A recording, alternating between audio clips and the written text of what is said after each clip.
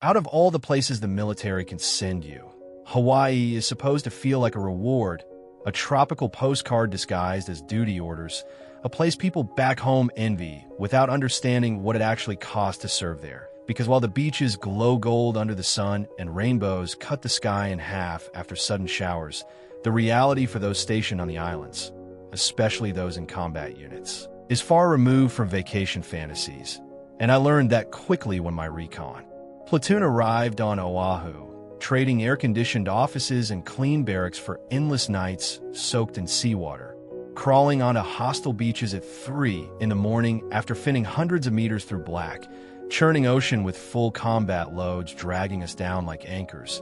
our uniforms heavy and abrasive with wet sand grinding into places you didn't know could bleed, our rucksacks waterlogged and twice their normal weight, our rifles constantly rusting no matter how carefully we cleaned them, because Hawaii doesn't forgive steel, flesh, or fatigue. And while tourists slept peacefully in oceanfront hotels, we moved like shadows through jungles that felt alive in the worst way. Hot, suffocating, buzzing with insects. Every step threatening a twisted ankle or worse. Every night turning the forest into a maze of unseen dangers where a single mistake could end a career or a life. And over time, the beauty faded into background noise as exhaustion took its place, replaced by resentment whenever someone joked about us being lucky to serve in paradise, because paradise loses its charm when you spend weeks living in mud, sweat, and darkness. And it was during those nights, long, quiet, stretched thin by fatigue, that things began to feel wrong in ways no field manual could explain. Because nighttime in Hawaii is when the island changes, when the jungle breathes differently, when shadows feel heavier and silence presses down like a physical weight. And maybe that's why strange things happen there more than anywhere else, because Oahu isn't just another training ground. It's a crossroads of history soaked in blood, a place where soldiers, sailors, airmen, and Marines have been standing watch day and night for generations, long before any of us arrived and long after we'll be gone. And when you're awake at hours most of the world sleeps, guarding empty buildings, or moving through restricted terrain, you start to notice things you'd normally ignore, sounds that don't match the wind, movement where there shouldn't be any, the uneasy sense that you're being observed by something that knows the land far better than you ever will. And the truth is, Hawaii has never been a peaceful place beneath its beauty, because long before the United States planted its flag there, the islands were battlegrounds where native tribes fought brutal wars, practiced rituals outsiders still don't fully understand, and believe deeply in spirits, curses, and forces tied to the land itself. And then came December 7th, 1941, when the Japanese attack on Pearl Harbor tore the island open in a single morning, killing thousands, trapping men inside, burning, sinking ships, their screams and frantic pounding echoing through steel hulls long after rescue was impossible. And that kind of sudden, violent death leaves scars deeper than craters, scars that don't fade with time or concrete memorials. And even now, decades later, when you stand watch at night near the harbor or train in areas once soaked with blood, you get the sense that something never left, that the island remembers every life taken and refuses to let the dead rest quietly. And as our training dragged on, my platoon grew tired not just physically but mentally, because the weirdness followed us everywhere. Alarms tripping with no cause, dogs refusing to enter certain buildings, shadows crossing floodlights and vanishing before you could focus, and whispers among seasoned NCOs who brushed it off publicly but avoided certain posts after midnight. And it became clear that Hawaii wasn't just testing us as soldiers, it was testing our sanity, daring us to question what we were seeing and hearing, daring us to admit fear in a profession that doesn't tolerate it. And I began to understand that beneath the palm trees and blue water,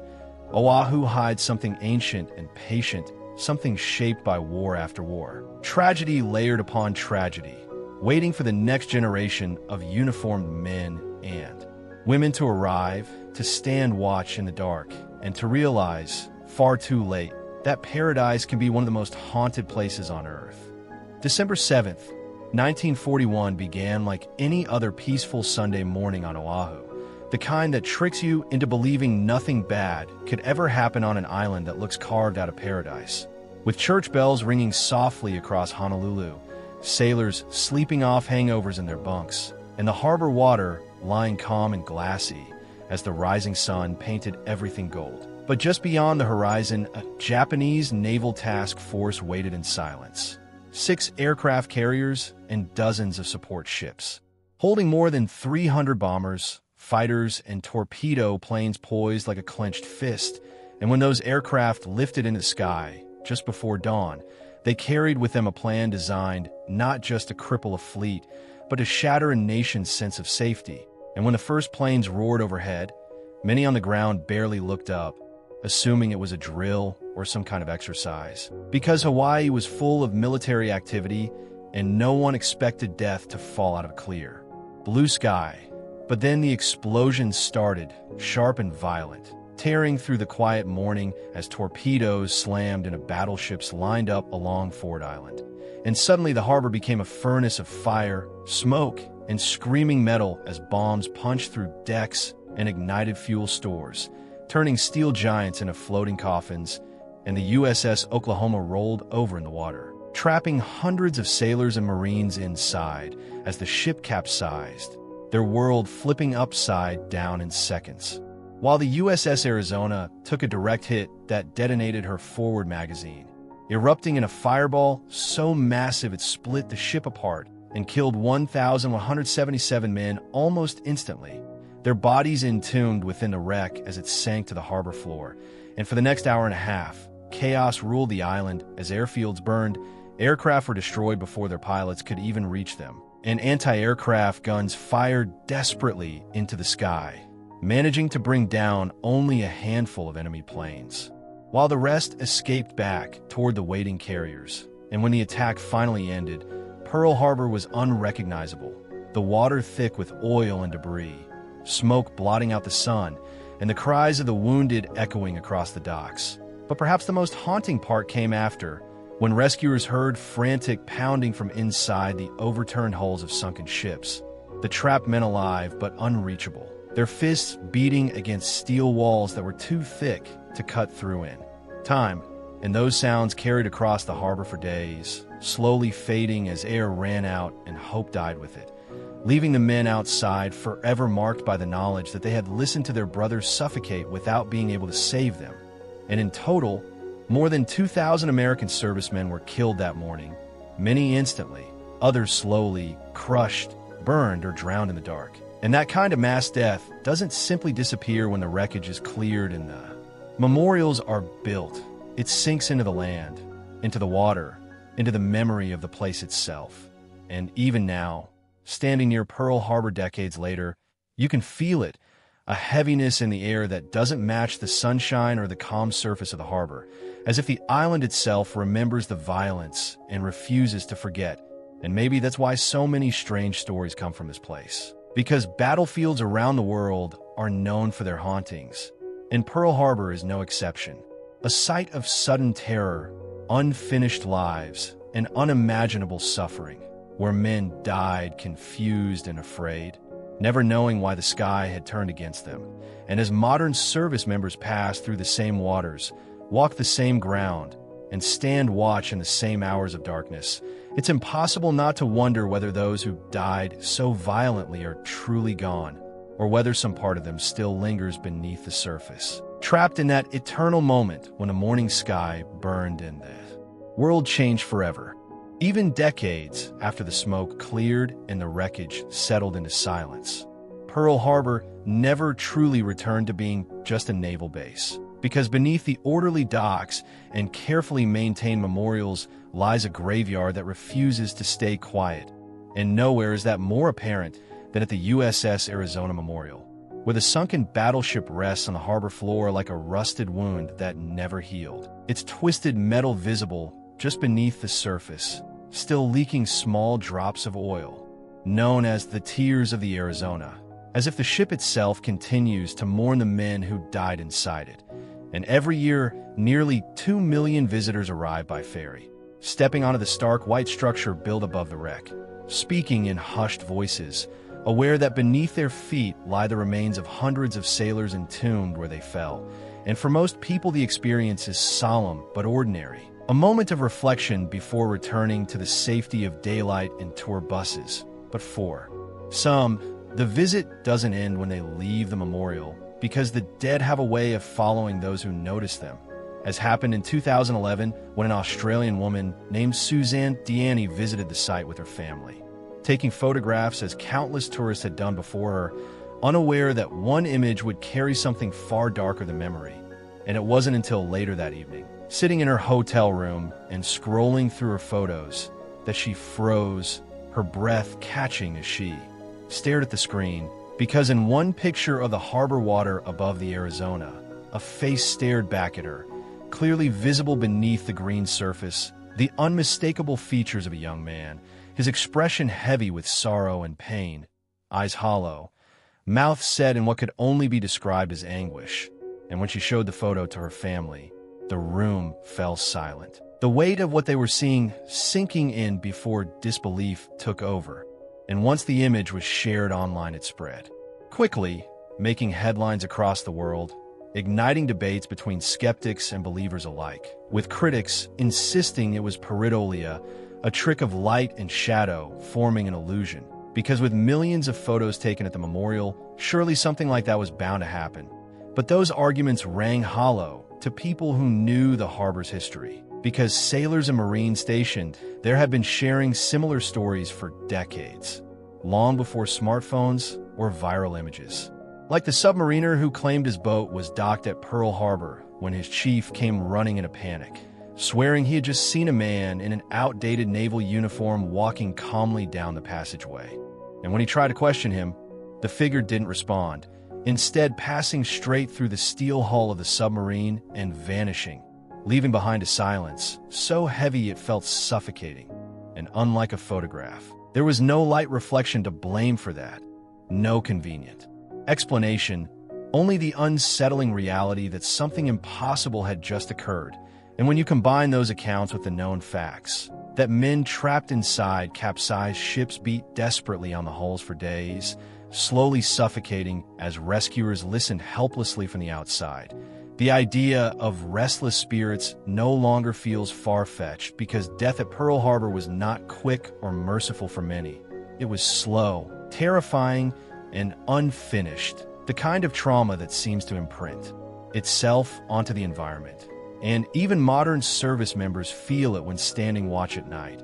when the harbor is quiet and the water barely moves, and sometimes if you stare long enough into the dark surface, you get the uneasy sense that something is staring back, something waiting to be noticed. And whether the face in Suzanne's photograph was truly a ghost or simply a coincidence almost becomes irrelevant, because the real horror lies in knowing what happened there and imagining those final moments inside sinking ships, the darkness, the rising water, the frantic pounding on steel walls that would never open. And if seeing a face in the water feels disturbing, it's only because it forces us to confront a truth we'd rather forget, that the men who died at Pearl Harbor were never given a chance to escape, and perhaps some part of them never left, lingering beneath the surface, trapped forever between the calm beauty of the harbor above and the cold, silent tomb below. For most people, military bases are places of strict routine and predictable order, but on Oahu there are buildings that refuse to follow any schedule, structures that seem to wake up after midnight, as if the darkness itself flips a switch. And one of the most notorious sits quietly near Pearl Harbor, an unremarkable headquarters building that most airmen and sailors pass without a second glance during the day, unaware that when the sun goes down it becomes something else entirely, a place so unnerving that even seasoned security forces learn to avoid being alone inside it. And the story usually starts the same way for new arrivals, with a sergeant smirking and warning them that this kind of thing happens all the time, a comment easy to dismiss as hazing until the alarms begin to sound. Because nearly every night between 3 and 3:30 in the morning, motion sensors trip in empty hallways, setting off alerts that should trigger full security sweeps. Yet instead of rushing inside with weapons ready, the response teams simply reset the system, document the event, and move on, a violation of every protocol drilled into military police and security specialists. And when a new airman inevitably asks why the building isn't cleared, the answer is always the same. Go ahead if you want, but you'll stop volunteering after your first week. And this was exactly what happened to an Air Force security specialist stationed at Hickam Air Force Base in the late 1990s, a man wheel. Call Isaac, who arrived skeptical and confident, convinced the ghost stories shared during in-processing were nothing more than bored troops trying to scare the new guys, until his very first night shift proved them right. Because the headquarters building he was assigned to patrol had a history no one could erase, having served as a hospital and temporary morgue during the attack on Pearl Harbor, where over 1,000 dead servicemen were stored while bodies were identified and processed. And the bloodshed inside had been so severe that crews reportedly had to string hoses through the halls and scrub the floors for days, and history like that doesn't fade quietly. And sure enough, on Isaac's first night around 3 in the morning, the alarms went wild, motion detected in multiple sections of the building that had been secured since early evening. And when the special response team arrived, Isaac expected to stack up and clear the rooms, only to watch in disbelief as they reset the system and left without entering, their faces tense and pale. And later his field training officer explained that this happened every single night, that guards refused to sit at the comfortable CQ desk inside the lobby because of the walking sounds, whispered voices, and a nauseating stench like rotten meat that would appear without warning, and that the stairs near the desk would vibrate and squeal violently, as if someone unseen was running up and down them. And over the next 6 months, Isaac saw enough to lose any remaining doubt,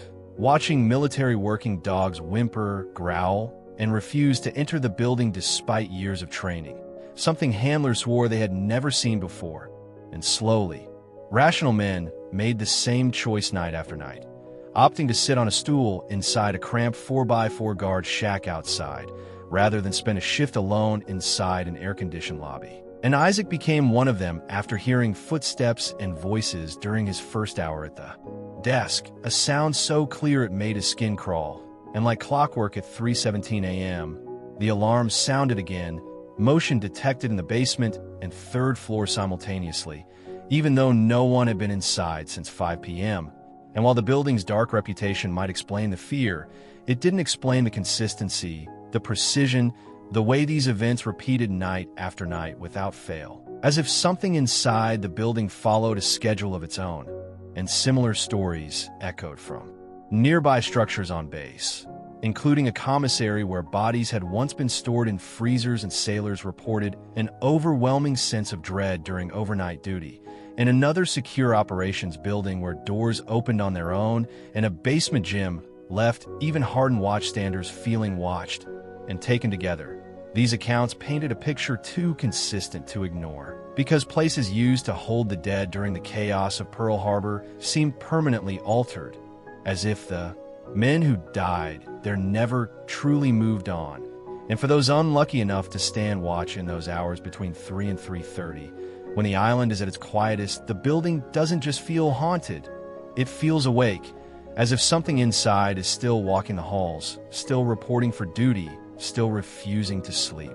The island of Oahu has a history older and darker than the events of Pearl Harbor, a history carried in the stories of the night marchers, ghostly warriors of ancient Hawaiian tribes who are said to roam the island at night in endless processions, torches glowing red in their hands, drums echoing like distant thunder. And these spirits are not merely legends told to scare children. They are real to those who serve on the island, a fact confirmed by countless servicemen and women who have encountered them while on patrol in areas where training exercises and military operations intersect with sacred native lands, as one Marine stationed at Kaneohe Bay recounted during a nighttime target reset on the northern shore, when he and his team drove up to the LMTVs, approaching a training compound, only to see dozens of figures sprinting impossibly fast between buildings, glowing red lights clutched in their hands, moving with a speed and purpose that no living human could match. And at first he dismissed it as exhaustion or hallucination, only to have multiple members of his team step out of the vehicles and confirm that they saw exactly the same thing, which caused the company to halt the live fire exercise and clear the entire area, finding absolutely no one there. And when pressed, it was revealed that the area was a known path for the night marchers. Ancient warriors whose loyalty to their chiefs did not end in death, a belief shared by native Hawaiians for centuries. And the Marine, like many before him, felt a tingle in his skin, a weight on his shoulders as if unseen hands brushed past him, the air thick with the smell of smoke and earth, and every rustle of brush and whisper of wind sounded like marching feet or distant voices, until eventually, after hours of tense observation, the phenomena faded as the first hints of dawn began to pierce the horizon. Yet the sense of being watched remained long after, embedding itself into the psyche of those who survived the encounter. And it is precisely these experiences that illustrate how Hawaii, though celebrated for its beauty, sandy beaches, and idyllic sunsets, conceals a dark and restless side where military history, indigenous traditions, and supernatural beliefs intertwine, creating spaces that are simultaneously training grounds, memorials, and haunted corridors of memory and fear. And these encounters are not confined to legend, as even modern military personnel report hearing drums in the distance during night exercises, feeling phantom taps on the shoulder, glimpsing figures in night vision that vanish when approached, and the most unsettling detail is the certainty with which these events repeat, following the patrols of real Marines, soldiers, and airmen, as if the night marchers are aware of human schedules and deliberately choosing to intersect with them. And one Marine, named Reuben, recounted a particularly chilling experience on the decommissioned Bellows Air Station, where, during night land navigation and recon exercises, the team split to cover sectors of the jungle, and he found himself alone, compass swinging erratically, dense brush pressing in from all sides, when he suddenly heard faint voices of men, women, and children mingled together, the sound coming closer with every heartbeat, causing him to freeze and grip his rifle. And though he had no live ammunition, the instinct to defend his life surged. Yet when he turned back to regroup, his team was gone. And for 30 long seconds, he was utterly alone in the blackened forest, hearing whispers and rustling that no human could have produced, until he forced himself to move, eventually rejoining his unit, only to realize that the directions and taps he thought he received from his team leader had never occurred, leaving him to question not only the reality of what he witnessed, but also the very nature of the presence that had infiltrated the jungle that night. And in recounting these experiences, Reuben emphasized the feeling of being watched, of an unseen power guiding, testing, and haunting them, a sensation so real that every shadow, every movement, and every noise in the dense Hawaiian forest takes on a sinister significance, making even the most veteran Marines question what is natural and what belongs to the island's restless past, where the spirits of warriors, soldiers, and civilians intersect, leaving an indelible mark on those who walk the paths of the living and the dead. The abandoned Bellows Air Station on the southeastern end of Oahu became the stage for one of the most unnerving experiences of Reuben, an H&S Marine attached to a force reconnaissance unit, where decades of military history and the residual energy of past deaths seemed to converge into something almost tangible. And on this night, the team had been dropped at a random point within the training area for a full recon patrol with no instructors shadowing them, requiring complete autonomy as they moved in ranger column through dense Hawaiian brush, each step cautious, each shadow a potential threat, and the patrol began uneventfully until they crossed a large, flat runway where the moonlight barely penetrated the canopy, and Reuben noticed his compass swinging violently, a sign that something unnatural was interfering with the magnetic field. And then came the eerie silence. The complete absence of the ambient sounds of the island, broken only by faint whispers and rustling leaves. And, as he stopped to adjust his position, he felt a sudden tingle across his scalp, the unmistakable sensation of being watched. And then, without warning, he realized he was completely alone, separated from his team in the impenetrable darkness, night vision goggles nearly useless, with only a dim glow from his compass to guide him, and from the shadows came voices, soft at first, like distant conversations of men, women, and children, growing louder, more distinct, sending a primal fear through him, as if the forest itself were alive and watching, rustling violently, moving in a rhythm that mirrored his heartbeat, and every instinct screamed to run. Yet he had no idea where to go, until he glimpsed the faint reflection of moonlight on the distant runway, providing a tenuous orientation. But as he moved, the voices shifted, seeming to follow him, whispers brushing past his ears, and bushes swaying though no wind stirred. His rifle raised though empty of ammunition, heart pounding in synchrony with the invisible pulse around him. And when he finally saw the glow of his team in the distance, relief was tempered by the knowledge that the strange tapping on his shoulder, the commands he thought he received from his team leader, had never happened, leaving him to question whether he had been guided or hunted by something beyond comprehension. And the dense brush, the moonlit runway, the crescent-shaped building whose presence could not be located on any maps, the hidden mount, towns of shipping containers, all contributed to the sense that the very land was shifting, folding reality, challenging their senses. And as they regrouped, moving cautiously along a narrow trail toward a stream that carried warnings of flesh-eating bacteria, headlights of a vehicle suddenly illuminated their path, forcing them to dive into tall elephant grass to remain unseen, only to emerge and notice a figure walking along the opposite side of the stream, a lone silhouette vanishing the moment night vision goggles try to capture it, reinforcing the feeling that unseen eyes tracked every movement, every pause, every breath.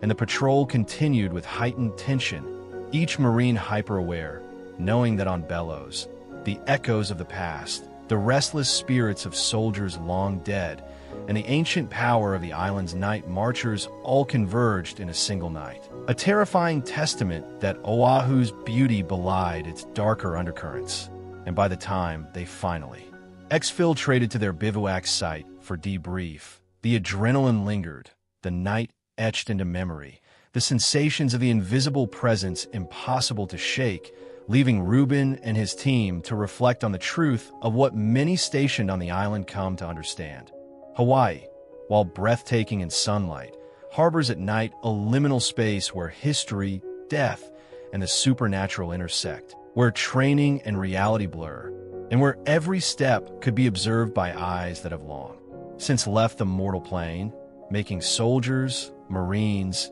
and airmen confront the unnerving possibility that some things on Oahu never truly rest. As darkness fell over the northern coast of Oahu, Reuben and his reconnaissance team had just completed a grueling day of land navigation exercises, the humid air clinging to their fatigues, when an eerie drumbeat began to echo faintly through the distant valleys, a rhythmic cadence that seemed almost alive, vibrating in their chests. And as they paused to listen, the unmistakable sound of marching feet became audible, echoing across ridges and valleys. Yet no source could be seen, and the hairs on their necks rose as the temperature inexplicably dropped, a heavy fog rolling in from the mountains obscuring the terrain, reducing visibility to mere meters, while the whispers of the ancient Hawaiian winds carried a chorus of faint chants that seemed to repeat in patterns too precise to be random. And Reuben, as pointman, felt an unnatural pull toward the source of the noise, a force that compelled him forward against every instinct screaming to retreat. And as they cautiously advanced along the jungle trail, glowing red eyes appeared between the trees, first one,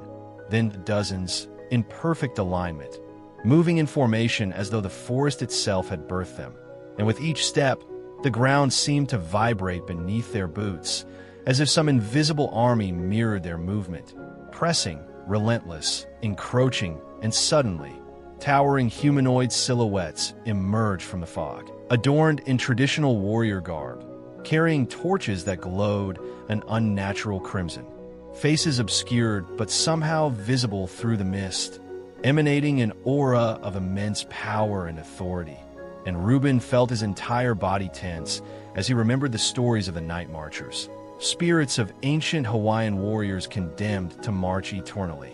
Their presence said to bring death to any mortal who dared meet their gaze or obstruct their path. And in that moment, the team froze, realizing that the red lights of the torches moved with perfect coordination, tracing invisible lines in the air, surrounding them in a formation that suggested the Marines were no longer in control, and the rhythmic chanting grew louder, reverberating through their skulls, vibrating through the trees, the jungle, and even the soil beneath their feet, until the air itself seemed charged with electricity, as if the spirits were aware of every heartbeat, every exhalation, every twitch of muscle. And Reuben, heart hammering, felt a primal fear that transcended logic as the figures began to approach. Their pace slow but deliberate, filling the night with an oppressive weight that made breathing difficult.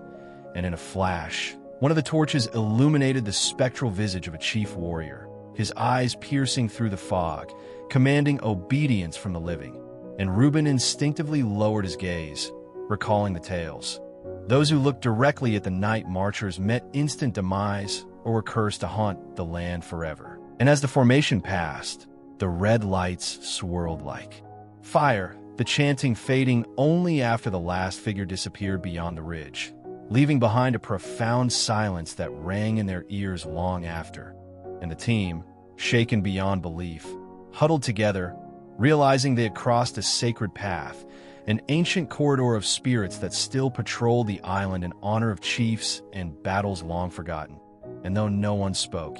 every Marine understood the truth. The beauty of Hawaii concealed a powerful, supernatural history where the land itself remembered the violence, the devotion, and the fury of those who had died defending it. And that night, Reuben would never forget the sensation of eyes burning into his soul, the footsteps echoing through the dense foliage, and the undeniable reality that some legends were not mere stories, but warnings etched into the very earth, a spectral army that marched eternally beneath the moon, indifferent to time, to mortals, and to the living, leaving the Marines humbled, terrified, and irrevocably changed. Their training no longer about strategy or survival, but about navigating a world where the past and present collided in chilling, unearthly ways. The team had barely recovered from the encounter with the night marchers when they were redeployed to the southeastern training grounds at Bellows Air Station, a place long abandoned yet steeped in the echoes of past conflict, where concrete runways cracked and overgrown with weeds stretched under a darkened sky. The dense Hawaiian jungle pressing in from all sides, and as Reuben and his squad were dropped off at their patrol starting point, the moonlight glinting off their gear, an uneasy silence enveloped the area, broken only by the distant roar of waves crashing against the shore and the occasional rustle of unseen wildlife. But the oppressive atmosphere was heavier than any natural sound could explain, and soon the compass in Reuben's hands began to spin erratically, a sign that something unnatural was nearby, as if unseen forces were manipulating the very magnetic field. And while advancing cautiously through a dense thicket, he glimpsed fleeting shadows darting between trees, too quick and coordinated to be animals, and the faint echo of footsteps not matching their own amplified the tension, his pulse quickening with every step, when suddenly a low, guttural groan reverberated across the abandoned base, originating from the decrepit cemetery at the far edge, a place that Reuben had been warned about but dismissed as old superstition. Yet the hairs on the back of his neck rose as he noticed the air itself seemed colder, heavier, and the faint aroma of decaying earth filled their nostrils. And as the team navigated around overgrown runways and derelict hangars, the ominous feeling intensified, with every rustling bush or broken fence post becoming a potential threat, until Reuben felt a distinct tap on his shoulder from behind. And when he spun around, no one was there. The beam of his flashlight cutting through the darkness, revealing only shadows that seemed to move independently of the wind. And then, out of the corner of his eye, he saw a pale figure standing at the edge of the runway, half-formed, almost translucent, dressed in tattered World War II uniform, staring silently, its eyes hollow yet commanding attention, and instinctively he lowered his gaze, heart hammering, knowing too well the stories of spirits bound to bellows. And as they continued the patrol, strange distortions appeared in the landscape. A building appearing crescent-shaped in places where maps showed nothing. Compass needles spinning uncontrollably. Shadows stretching unnaturally long. And whispers curling through the trees in languages no one recognized. While somewhere in the distance, a faint drumbeat, similar to that of the night marchers, resonated against the jungle canopy, as if summoning the dead from every era of the island's violent history. And when Reuben led the team along a narrow trail flanked by towering elephant grass, a van's headlights suddenly illuminated the path, forcing them to dive for cover, only to watch the vehicle pass without detecting them. And then a silhouette appeared on the road where the van had passed, a solitary figure that vanished instantly when Reuben focused his night vision, leaving the team shaken and questioning whether they were truly alone or walking within some overlapping reality where the past and present collided. And as they finally approached the stream near the bivouac site, the tension reached its peak, with Reuben guiding each Marine across carefully, hearts racing, adrenaline blurring fatigue. And yet, even as they regrouped on the far side, the sense of being watched did not abate, a chilling reminder that Bellows Air Station, though abandoned and silent by daylight, became a stage for restless spirits after dark, a place where the courage, blood, and sacrifices of those who had trained and died there lingered like a tangible force. And by the time the patrol concluded, each Marine knew they had not only navigated the terrain, but also survived a night. Haunted by echoes of the past, shadows that refused to yield, and the unnerving reality that Hawaii's islands were not merely scenic paradises but landscapes where history's ghosts marched endlessly, demanding acknowledgement from the living, a lesson in vigilance, respect, and fear that would forever alter their perception of war, duty, and the thin veil separating the physical from the spectral in these haunted Pacific Isles. After surviving the unnerving patrol at Bellows, Reuben and his team were assigned yet another night operation, this time near the rugged northern coastline of Oahu,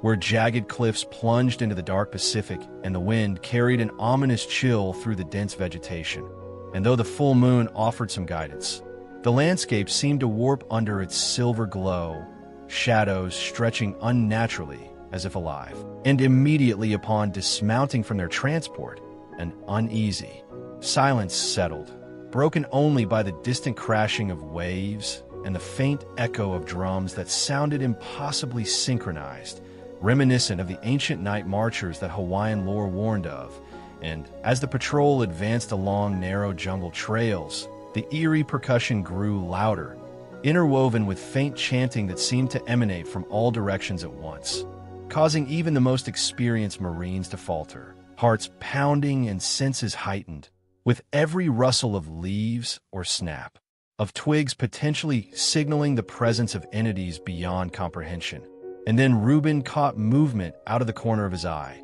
a procession of shadowy figures, moving with relentless precision, their glowing red eyes slicing through the night like fiery beacons. And despite the team's disciplined training, the instinctive dread was overwhelming, compelling them to halt and observe silently as the night marchers passed. The air heavy with a supernatural weight, carrying the stench of damp earth, decay, and something indefinably ancient. And with each step of these spectral warriors, the ground seemed to tremble subtly, as if echoing the vibrations of their eternal march, while the rhythmic drumbeat resonated through the soldiers' chests, syncing with their racing hearts. And Reuben realized that any sudden movement, any challenge to their presence, could provoke disastrous consequences. For Hawaiian legends spoke of dire misfortune or even death befalling those who disrespected the night marchers. And as the shadowy figures moved past, their forms barely perceptible yet undeniably human in proportion, carrying torches that glowed an otherworldly crimson, Reuben's team instinctively lowered themselves to the forest floor, barely breathing, praying their camouflage and silence would protect them. And the haunting chanting continued, interspersed with sporadic echoes of voices, crying, whispering, and the occasional roar of spirits locked in eternal conflict. While the wind carried the faint aroma of old warfare, gunpowder, and blood, blending seamlessly with the supernatural presence. And when the last of the ghostly procession disappeared into the mist, an uncanny stillness enveloped the area, heavier and more oppressive than before, leaving the Marines shaken and contemplative, a reminder that Hawaii's past was never truly past, and that these islands bore witness to layers of conflict, tribal wars, colonial struggles, World War II battles, and supernatural guardianship, each leaving a spectral imprint. And as they completed their patrol and returned to the temporary bivouac, the adrenaline slowly subsided, yet an invisible residue of fear and awe remained, each soldier silently acknowledging the power of the unseen, the eternal vigilance of the night marchers, and the humbling truth that some histories cannot be escaped, some spirits cannot rest, and some lessons are etched into the land itself, a haunting testament to the